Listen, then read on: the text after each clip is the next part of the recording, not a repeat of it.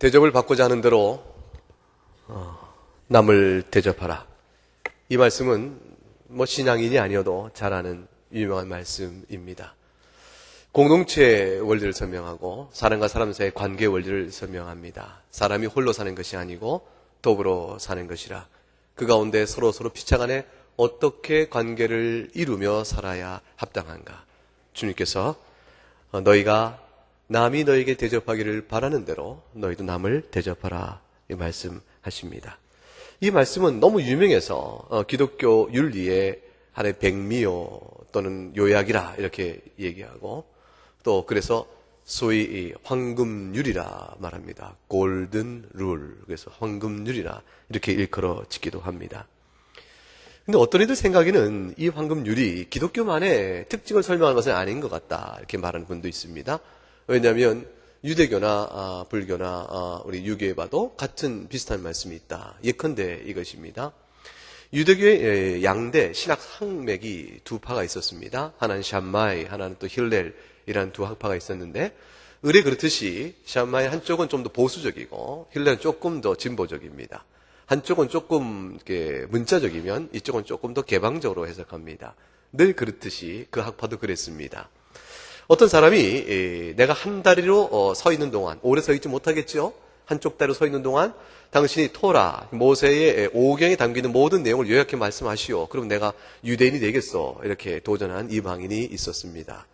샴마이는 그냥 지팡이로 쭉 밀어서 넘어뜨리고, 야, 싫은 소리, 시꺼먼 소리 하지 마라 하고 내쫓았답니다.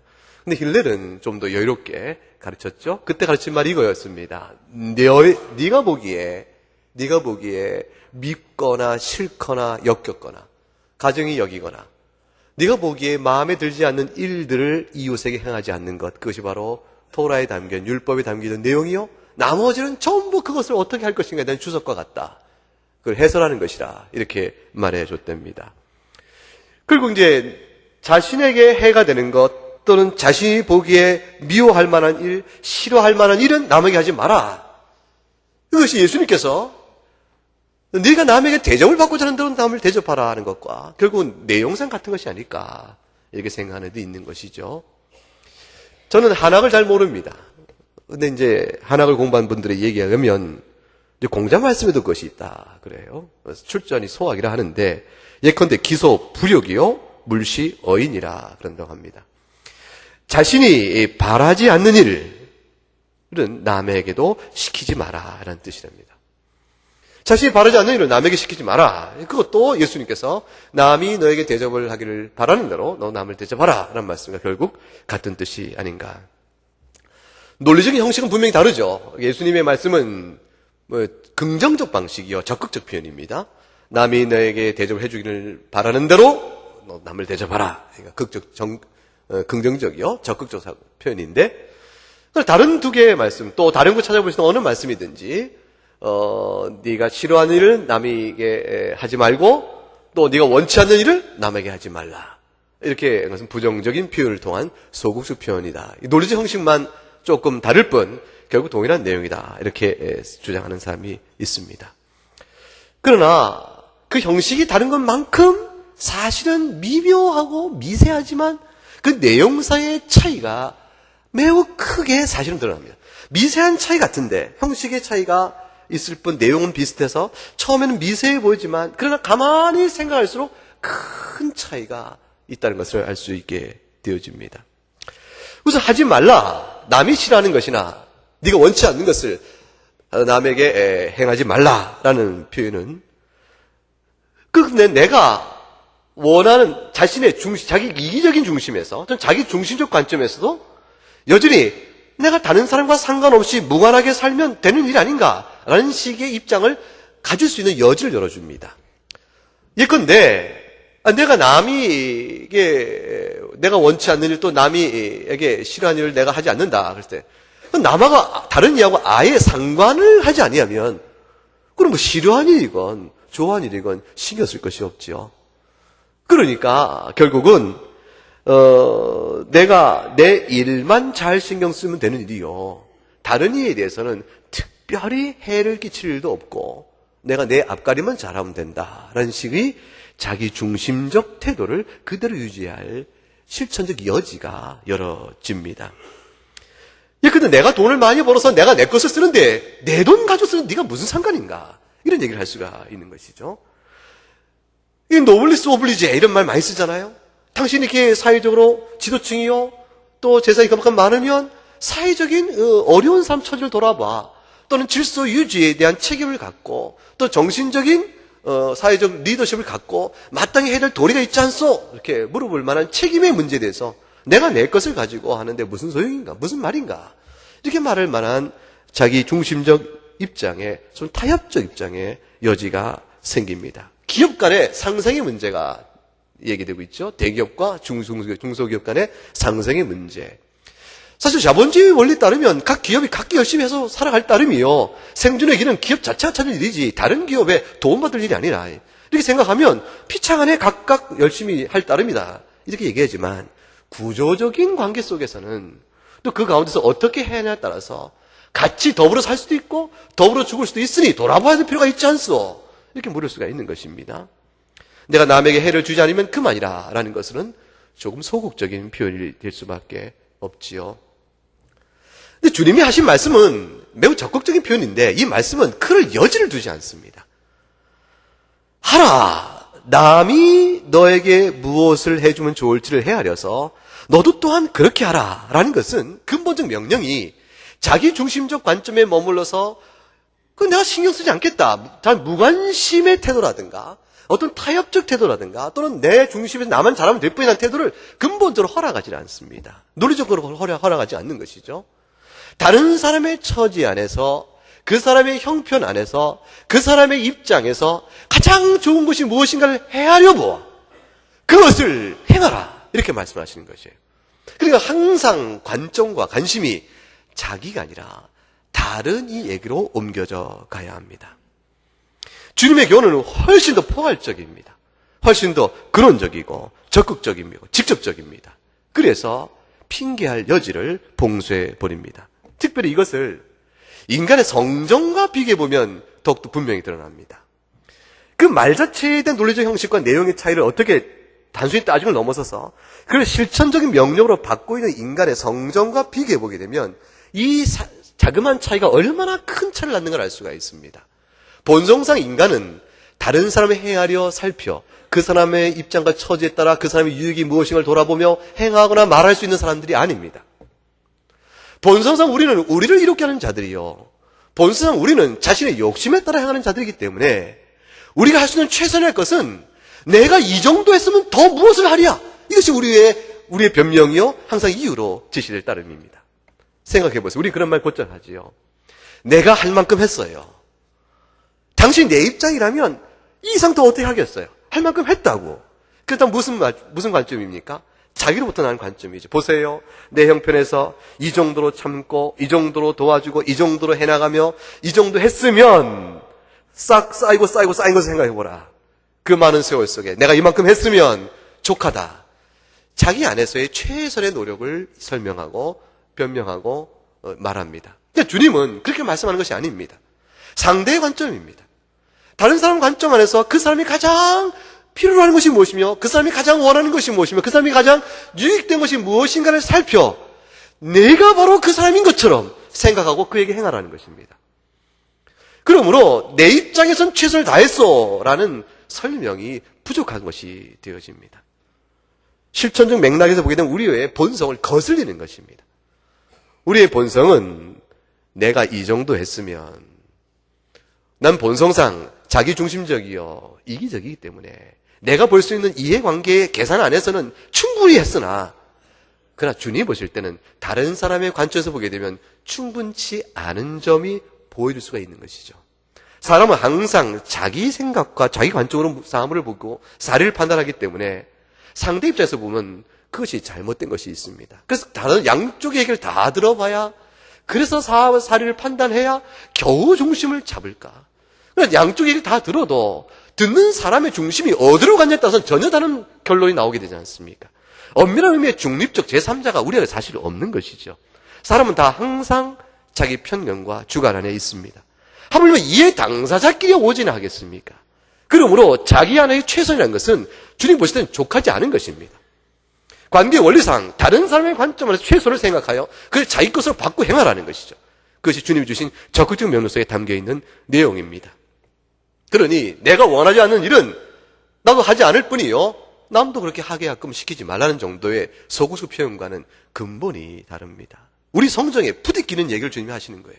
우리 성정상 받기 어려운 얘기를 하시는 겁니다. 우리 성정상 주님 그렇게 해서 사람이 어떻게 살아갑니까? 그러시는 사람이 누가 있습니까? 물을 만한 이야기를 우리에게 명령으로 주고 계신 것입니다. 남에게 받고자 하는 대로 남에게 행하라.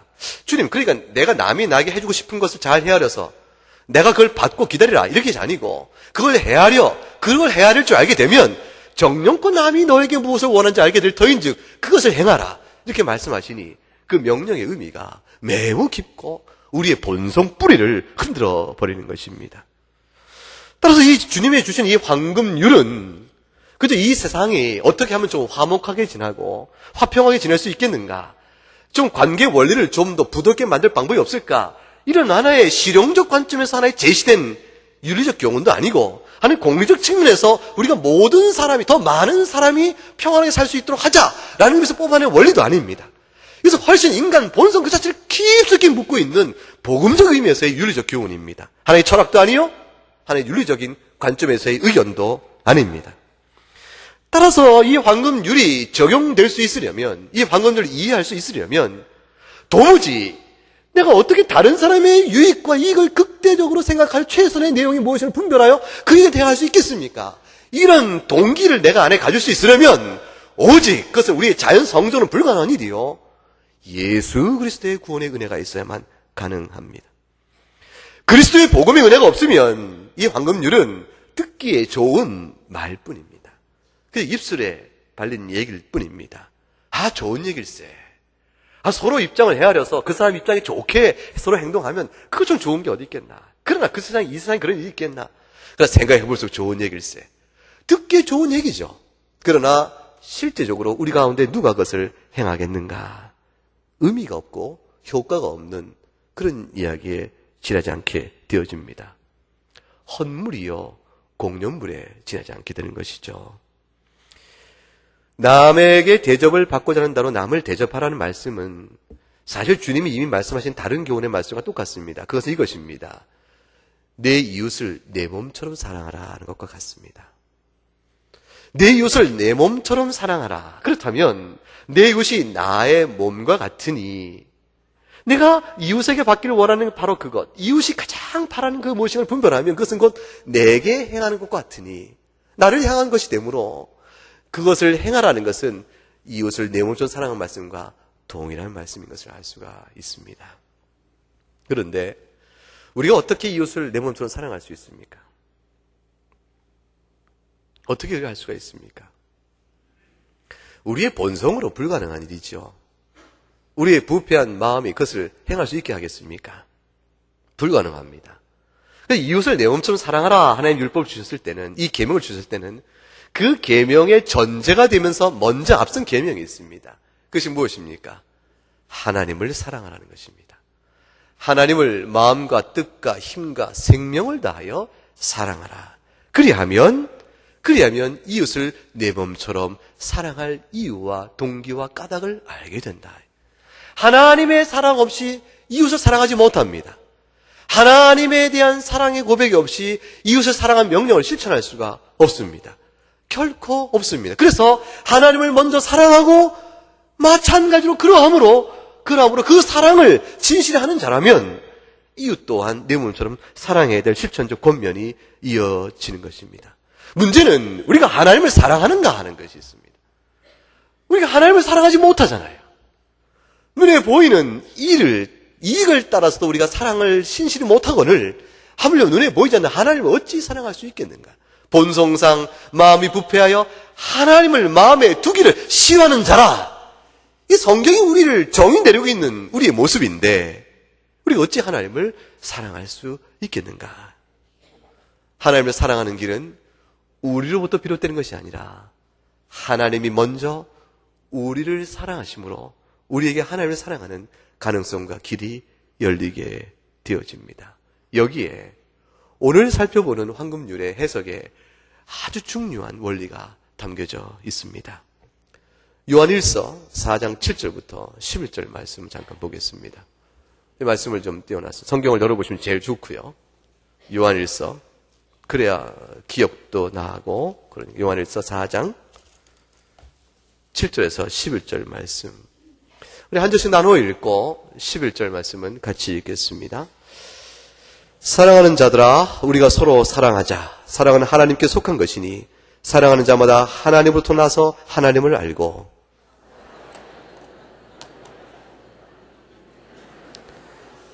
하나님의 사랑이 우리에게 이렇게 나타난 바 되었으니 하나님이 자기의 독생자를 세상에 보내심은 그로 말미암아 우리를 살리려 하심이라.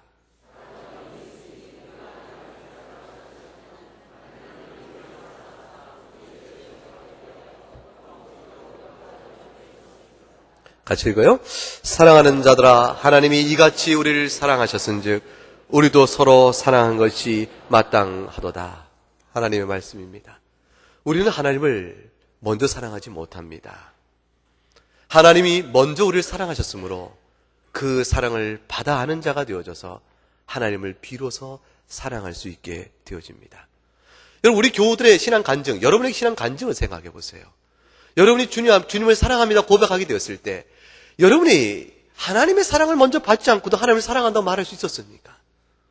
하나님의 사랑에 대한 감사와 고백이 내 안에 있었을 때 내가 주님 앞에서 얼마나 패역하며 얼마나 불순종하며 얼마나 주님을 싫어한 자였던가, 하나님의 은혜에도 불구하고 내가 얼마나 하나님을 인정하지 않았던 자였는가, 그 모든 사실을 낱낱이 다 아는데 하나님은 오래 참으시고 그 모든 세월을 다 참아주시고 마침 내 마음을 만져주시면서 나로 하여금 주님 앞에 신앙 고백하기 없이 내 마음을 받아내시잖아요. 그럴 때 비로소 깨닫지 않습니까? 하나님이 내게 베푸신 은혜로 인하여 내가 주를 사랑한다. 하나님이 먼저 우리를 사랑하셨으면 우리가 하나님을 사랑할 수 있는 가능성이 생깁니다. 그래서 하나님을 사랑하게 되어지니 비로소 우리가 이웃 사랑에 대한 명령을 받고 주님 앞에 명령 순종의 실천적 동기를 얻어갑니다. 여러분 보세요. 우리가 이웃을 내 몸처럼 사랑하는 실천적 본을 어디서 볼 수가 있습니까? 예수 그리스도 안에서 봅니다. 우리가 어떻게 남이 나에게 해주기를 바라는 대로 그것처럼 내가 나 먼저 남을 대접할 수 있겠습니까? 그 실천적 사례와 본보기를 어디서 보겠습니까? 그것은 오직 예수 그리스도 한 분에서 찾을 수가 있습니다. 왜 그럴까요?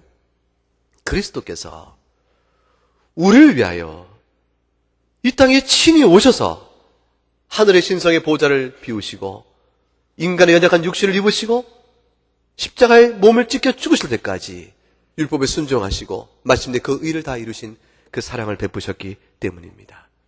그것은 바로 우리가 그토록 받기를 원하고 우리 편에서 생각할 때 우리 편에서 꼭 필요한, 우리 편에서 가장 중요한, 우리 편에서 가장 선한 것, 그것을 주께서 주시기 위하여 행하신 일이기 때문에 그렇습니다. 죄 가운데 영원한 멸망에 처해야 될 우리들, 비참한 죄의 형벌이요 멸망의 형벌이요 사탄의 굴레에 얽혀버린 우리들을 주께서 생각해 보시고 사랑해 보시고 우리들 가운데 가장 필요한 것이 무엇일까? 멸망의 죄 가운데 있어야 될 우리들에게 가장 필요한 것이 무엇이었겠습니까? 빵이겠습니까? 육신의 건강이겠습니까? 내 영혼의 명예와 권력이겠습니까? 육신의 쾌락의 만족이겠습니까? 그 모든 것들이 아니요, 하나님 보실 때 우리에게 가장 귀한 것이요 우리가 가장 중요한 것은 영원한 생명입니다. 죽은 자요 영원한 멸망의 지옥의 형벌 가운데서 천국의 영생으로 우리를 건져내시기 위한 가장 필요한 것, 그것이 우리에게 절실히 필요한 것이요 가장 필요한 것이 아시는 주께서 내 이웃이 원하는 바를 헤아려서 우리에게 그것을 바로 대접해 주신 것, 그것이 바로 주 예수 그리스도 이 땅에 보내신 그 사건이기 때문에 그렇습니다. 주님은 우리가 가장 필요한 것이 무엇인지 아시고 우리 편에서 가장 받기를 원하는 그 대접이 무엇인지 아시고 그걸 주시기 위하여 그의 아들 이 땅에 보내신 것입니다.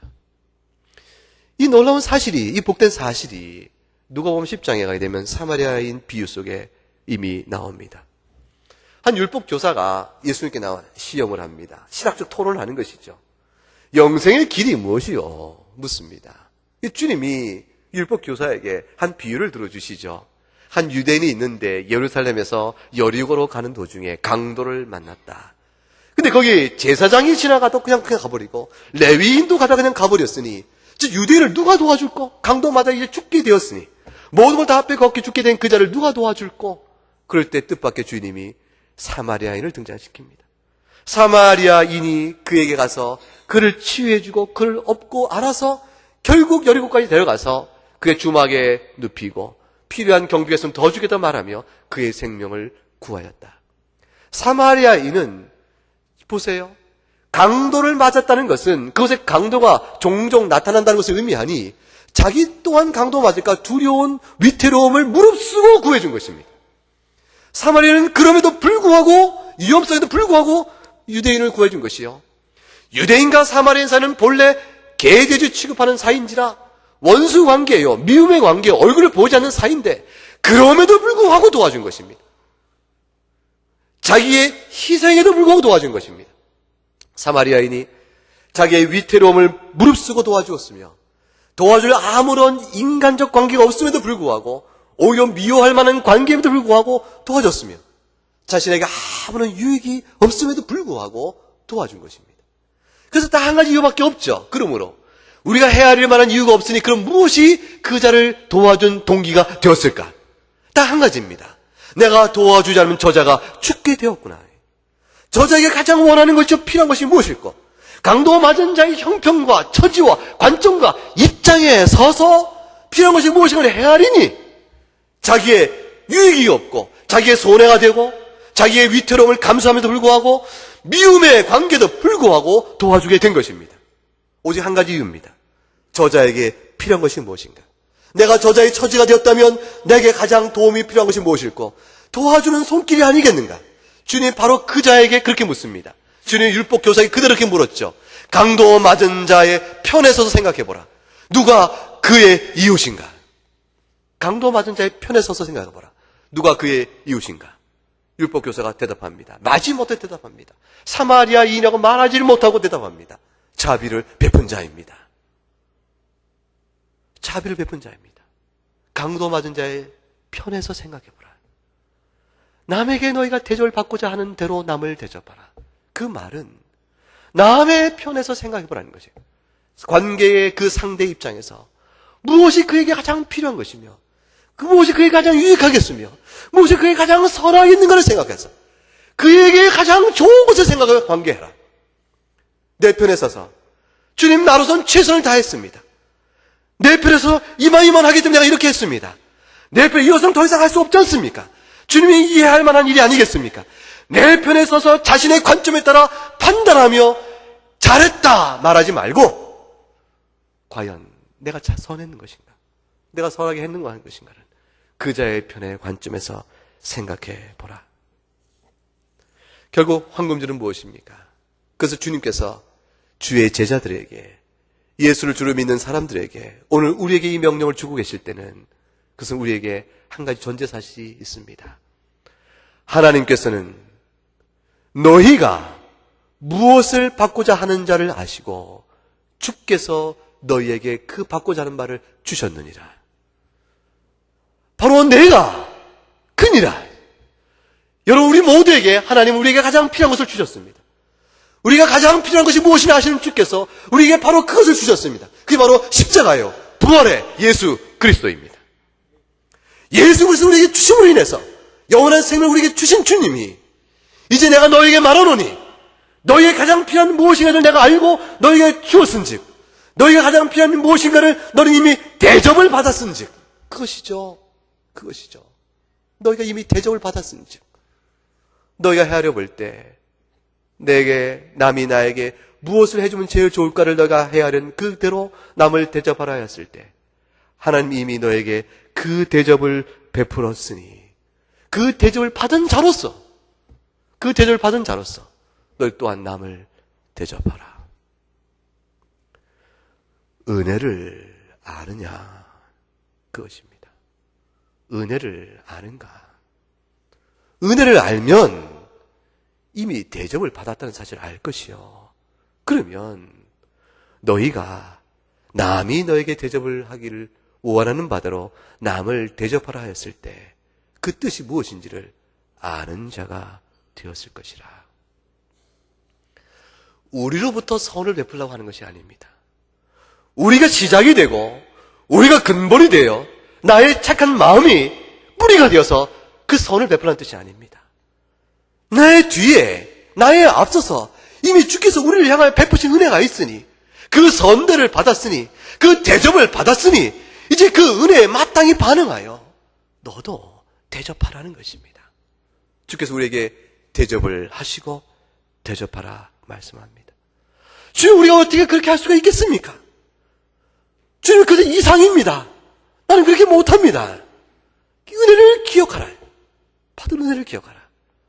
우리 지난주에 보신 말씀 속에 그래서 이 말씀이 나오죠. 9절부터 구하라 그러면 주실 것이요, 찾으라 그러면 찾아낼 것이요, 두드리라 그러면 문이 열릴 것이라. 못한다고 하지 말고 생각하라는 것입니다. 받은 은혜를 생각하라. 그리고 그 은혜에 따라 합당히 반응할 능력을 주 앞에 구하라. 주께서 너에게 가장 좋은 것 성령을 주시지 아니하시겠는가. 은혜를 각성하라.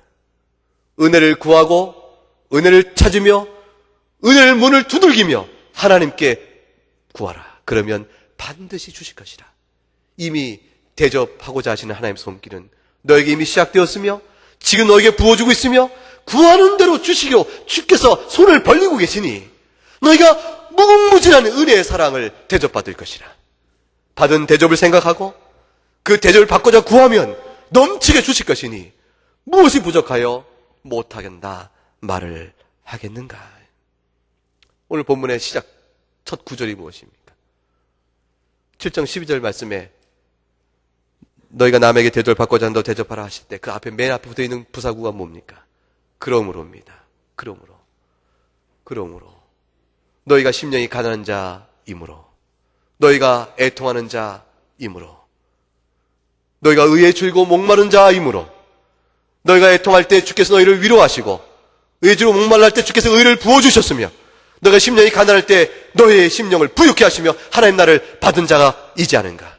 그러므로 구하라 하실 때 주께서 주신다고 말씀하셨고, 찾을 때 찾아낼 것이라 말씀하셨고, 문을 두드릴 때 성령을 주시겠다고 말씀하셨지 않은가. 그 약속을 받은 자이므로, 그러므로 너희가 이제 어찌하라는 말씀입니까? 대접을 받았으니, 그 대접을 받았으니 너희 또한 대접을 하라 말씀하는 것입니다. 이것이 바로 율법이요 선지자라 말씀하셨습니다. 이것이 바로 예수 그리스도니라. 주님은 대접을 받고자 하는 대로 헤아려 자신을 주신 분이십니다. 이제 주님의 제자는 그렇게 행하여야 할 도리가 있다 말씀합니다. 사랑하는 여러분, 산상수훈은 5장부터 7장까지는 적어도 우리에게 세 가지를 말해줍니다. 세 가지 요소가 있습니다. 첫째 하나는 읽어보십시다. 우리의 죄인됨을 드러냅니다. 두 번째, 또한 하나님의 구원의 은혜를 말씀하며, 세 번째, 그리고 그 은혜를 입은 자로서 마땅히 다른 이들에게 하나님과 이웃에게 사랑을 베풀 것을 말씀합니다. 산상수훈은 첫째, 무엇을 믿어야 할지 신앙의 도리를 우리에게 말해줍니다. 아, 우리가 죄인이구나. 산상수훈은 5장 1장부터 5장 16절까지 내용 속에서 예수님의 제자됨의 정체성을 설명해 줍니다. 심령이 가난한 자요, 팔복을 통해서 말씀해주고 너희는 세상의 소금과 빛이라. 우리의 존재됨을 말씀해 줍니다. 신자의 정체성이요, 하나님 나라의 천국을 유혹으로 받은 자의 정체성을 설명합니다. 5장 18절부터 살인하지 말라, 간음하지 말라, 맹세하지 말라, 그 모든 말씀 속에 담겨있는 율법의 하나하나를 다시 한번 각성시키고 해석해 주면서 신자에 합당한 율법의 의무가 무엇인가를 쭉 전개해 주세요. 그게 5장 12절까지입니다. 율법과 선지자니라. 너희가 남에게 대접을 받고자 하는 대로 남을 대접하라. 성도가 행하는 마땅한 신앙의 행함의 도리를 설명해 줍니다. 믿음의 도리요, 행함의 도리가 무엇인가를 설명해 주는 겁니다. 그리고 다음에 살펴볼 본문 마태복음 7장 13절 이하부터 좁은 길로 가라. 행함인 열매 있는 나무가 되어야 할 것이나 반석에 집을 지은 자가 되어야 할 것이나 이 말씀을 통해서 마지막 때에 하나님 심판대 앞에서 참다운 신자가 누군지를 하나님이 어떻게 식별하실 것인지를 말씀해 줍니다. 산상수는 우리 세 가지를 말해주죠. 죄인됨의 모습을 실상을 드러내면서 오직 예수 그리스도의 의만이 내가 구원받을 만한 신앙의 참된 도리인가를 깨우쳐주고 그러므로 하나님의 구원의 은혜를 우리에게 말씀해주며 세 번째로 또한 그런 은혜를 입은 자가 마땅히 행하여야 할 순종의 도리가 있음을 말해주는 것입니다. 그리스도인은 믿어야 할 신앙의 도리가 있고 동시에 순종해야 될 행함의 도리가 있습니다. 순종해야 될 행함의 도리를 간과해버리면 그 믿는 신앙의 도리가 무력해지고 의미를 잃어버리게 됩니다. 그 신앙의 도리와 순종의 도리는 그것은 나무와 열매의 관계요. 뿌리와 열매의 관계입니다. 그것은 긴밀한 것이요. 비블리적인 것이기 때문에 그것은 함께 갑니다. 오늘 주께서 너희가 남에게 대접을 받고자 한 대로 남을 대접하라. 그것이 바로 율법의 선지자예요. 곧 그리스도라라고 말씀하셨을 때 그리스도를 믿는 신앙의 도리를 바로 아는 자라면 행함의 도리가 무엇인지도 깨달을 수가 있게 될 것입니다. 이상적입니다. 란 이유로 도망가지 말아야 합니다. 맞습니다. 이상적입니다. 누가 그렇게 행할 수 있겠습니까? 누가 그렇게 그것을 온전히 지킬 수가 있겠습니까? 하나님 아버지 그것은 이상적이요. 이 나라 이 땅에서 못 보는 것이 이 세상 어느 교회가 그걸 보겠으며 여기 가운데 어떤 신자가 그것을 보이겠습니까? 그것은 맞는 말입니다. 그러나 그것을 핑계로 하여 이 말씀의 순종의 도리에 대한 이유를 간과한다면 그건 불순종입니다. 5가지로 적용의 교훈을 잡아볼 수가 있습니다. 첫째, 읽어보십니다. 신자에게는 믿음의 도리를 믿을 뿐만 아니라 행하여야 할 순종의 도리가 있다. 두 번째, 이기심과 탐욕을 이기고 우리 자신을 대하듯이 이웃을 대해야 할 것이라. 이웃을 대할 때 그것이 곧 나와 같다 생각하고 대할 수 있어야겠다. 세 번째, 불친절하며 자유롭지 않은 행동을 합리화하는 모든 변명은 결국 자기 기만이며 율법에 거스르는 것이라. 하나님, 주님 못합니다. 내가 이렇게 불친절하며 자유롭지 않은 행동을 자기 중심의 관점에 따라 그것을 해놓고 나서 그걸 합리화하며 어쩔 수가 없었다는 말을 할 때 그것은 변명이요. 결국 자기 기만이라. 스스로 아는 바를 스스로 속이는 것이요. 하나님을 속이는 것과 다를 바가 없다.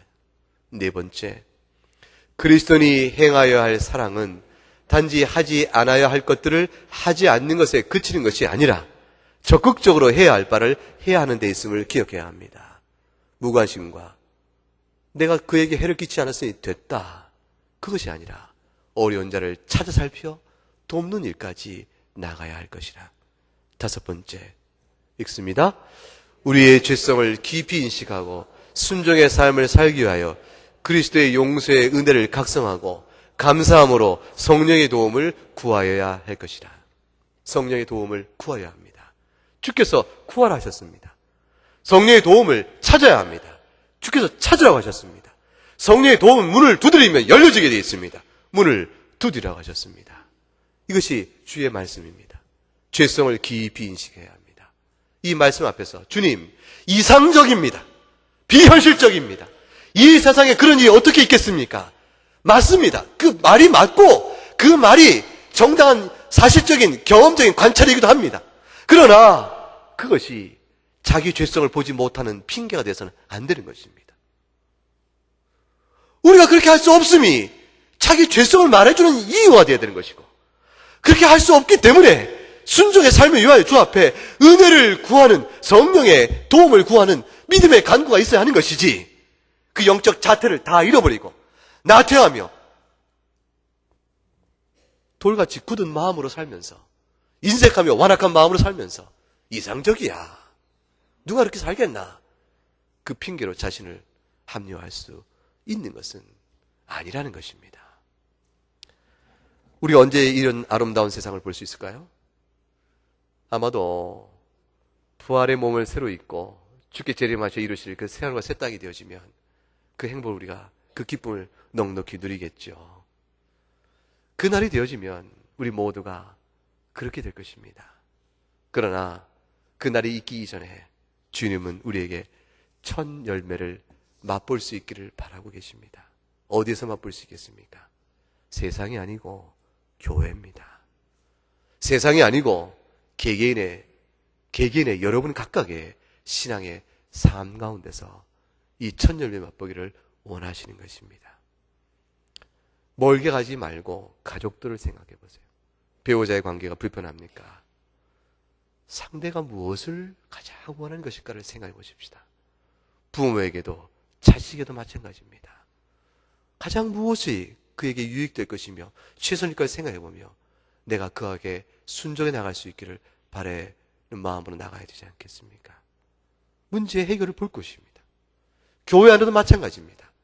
교회 안에 왔을 때 여러분이 우리 가운데서 누가 가장 절실하게 도움이 필요할까요? 새로운 분들이죠. 여러분 우리 교회에서 30년 다니신 분들이야. 오면 아는 분이 있고 이야기 나눌 곳이 있고 편안하잖아요. 새로운 분들은 낯선 분들 가운데 이 교회에 등록해 신자 생활을 하겠다고 했는데 그들에게 관심을 기울여주는 것 우리가 먼저 해야 될 믿는 자들의 태도가 아니겠습니까? 우리가 인색하잖아요. 봉사의 손길이 필요할 때 시간을 내보려고 조정하는 노력이 좀 필요하지 않겠습니까? 먼저 약속이 있으면 봉사의 시간이 필요하면 뒤에 생긴 일이 할지라도 그 약속을 조정할 수 있는가를 애를 써보는 노력이 필요하지 않겠습니까? 어쩔 수 없으면 어쩔 수 없으되 우리 마음은 그렇게 나가야 되는 것이 아니겠습니까? 우리 모든 일 속에서 성도의 관계, 우리가 주 앞에 드리는 헌신과 헌금도 마찬가지요. 어떤 봉사도 마찬가지요. 사랑도 마찬가지요.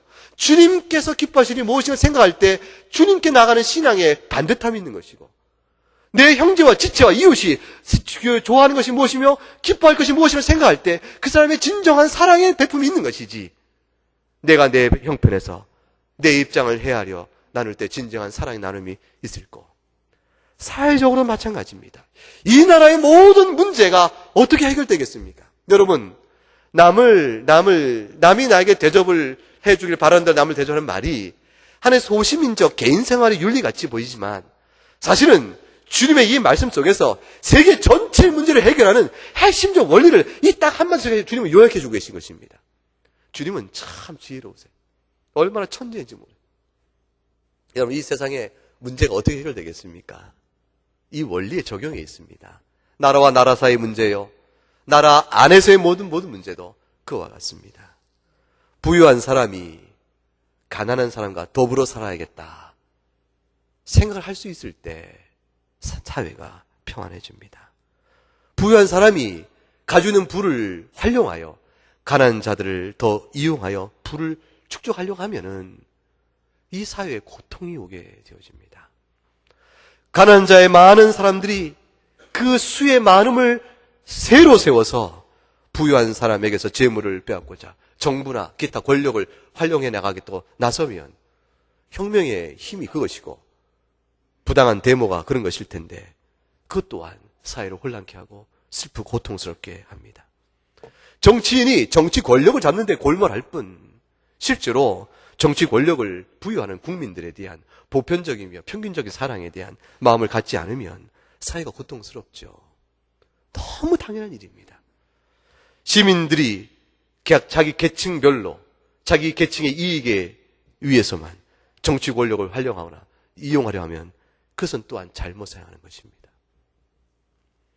최근에 검찰과 경찰의 갈등에서 보듯이 만약 이것이 이해, 관계, 집단적 대립이라면 국민들은 우리들은 모두가 슬픈 겁니다. 입법권과 사법권, 행정권의 대립이 그 안에서 정치 계산으로 싸워가는 일만 본다면 우리는 거기서 고개를 설레설레 흔들고 그 안에 소망을 갖지 못하지요.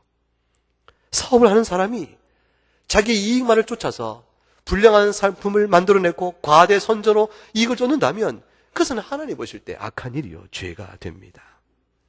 사채와 같이 과도한 이익을, 이자를 추구해가면서 돈 놀이하는 것은 옳은 일이 아닙니다. 불성실한 태도로 근면하게 살지 않으면서 남의 부채를 지어놓고도 부채를 갚지 않는 그런 태도도 정직한 태도가 아니요, 다른 사람을 돌아보며 남을 대접하는 태도가 아닌 것입니다. 이주 노동자들이 우리나라에 많이 와 있는데 그들의 인종적 편견을 갖고 함부로 대하고 그들에게 인권적 착취를 하는 것, 그것은 악한 일입니다.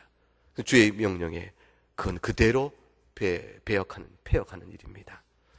의사로서 봉사해야 하는데 의사가 삶의 수단이면서 사람의 생명을 구하는 일은 얼마나 귀한 일입니까? 그런데 그것을 병원이라는 큰 영리적인 이익 측면에서 환자를 보기 시작하면서 그를 하나의 돈벌이의 수단으로만 환자를 대한다면 그것은 악한 일이죠. 남을 대접하는 일이 아닌 게 되어집니다. 교회도 마찬가지입니다. 교회가 성장해야겠다. 재정적인 헌금의 필요가 있다.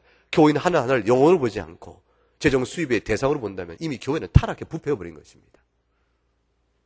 우리의 모든 영역 안에서 모든 이 말씀이 우리를 그토록 슬프게 하며 고통스럽게 하며 우리를 아프게 하는, 애통해 하는 모든 사회 악과 개인의 악의 모든 문제가 결국 이 한마디로 요약되어 있는 것입니다. 우리가 자기 탐욕에 따라 자기 이익을 위하여 남을 사용하는 데에 있습니다. 주님은 그것을 정확히 지적하시면서 하나님 나라는 다른 데 있지 않습니다. 하나님 나라는 오직 남이 나에게 대접하기를 원하는 바대로 남을 대접하라. 그것이 우리가 그리던 안식과 평강의 극복된 하나님 나라를 이루어가는 원리입니다. 황금률은 이상적입니다. 그러나 주님께서 이 교회 안에 신자 생활 안에서 첫 열매, 작은 열매도 맛보길 원하십니다. 참된 교회라면, 참된 신자라면 하나님께서 이미 내가 정령껏 받기를 간절히 원하는 그것을 하나님이 이미 내게 주셨으며 하나님이 이미 내게 대접하셨으며 하나님이 이미 내게 은혜를 베푸신 줄을 아는 것이 참된 교회요, 참된 신자이니 우리 또한 마땅히 그렇게 베풀고 대접하고 은혜를 나타내 줘야 할 줄을 알기 때문입니다. 그런 자가 참된 교회요, 그런 자가 참된 신자가 아니겠습니까? 함께 찬송하겠습니다.